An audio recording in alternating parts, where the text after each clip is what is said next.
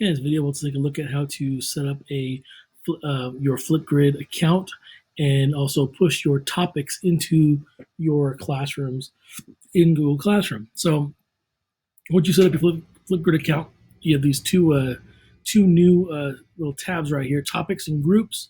Topics is pretty much the same. Groups is what they used to call grid. So a few weeks ago, before Flipgrid upgraded, this would have been called grid. So a grid is like your classroom in Google Classroom. Your topic is the one that is the prompts that you set out. So you can look at all your topics, no matter which classroom that you put them in here, or you can see each group and which topics you put in by group. So it's basically this view here, the discussion tab up here, shows you can do different views by topic or by group.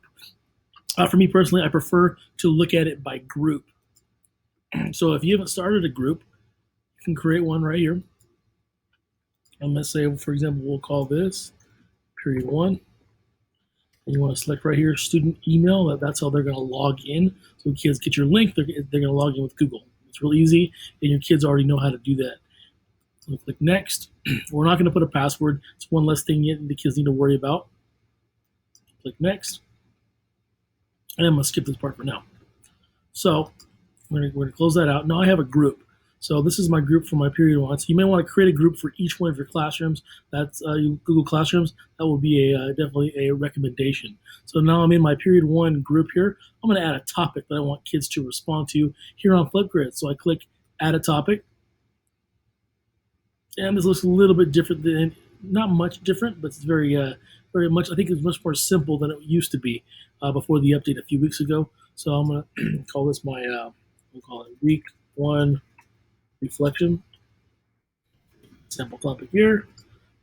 I'm going to say in 45 seconds or less, please summarize last week's lesson. So you need to put your prompt and your title. These are required. Your recording time can be as short as 15 seconds, as long as 10. I'm going to give them 45 seconds. Now, right here, it's important to remember video moderation. If you want students to be able to see each other, leave this turned off.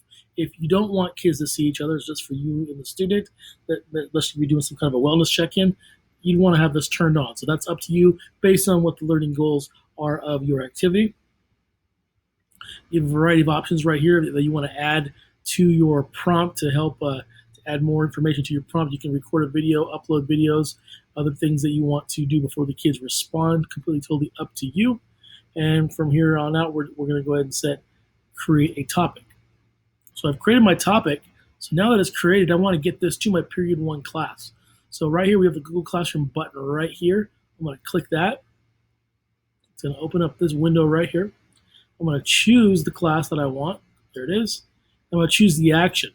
So when it's a Flipgrid topic, I'm going to make it a material. I'm going to put this so it shows up in my classwork, but I'm not going to be taking on having kids turn in their work through Classroom. So I'm going to have it a material. They're turning it in through Flipgrid. So I click Create Material. Click Go. This week 1 reflection. With a topic is always a good idea. Always good to have a topic for it. And I click Post. Now, if I click View, you'll see that it's now in the classwork of my Google Classroom. There it is. Week 1 topic, week 1 reflection. Kids can click on that link and participate in Flipgrid. If you have any questions, feel free to reach out to me through Google Hangouts and/or email.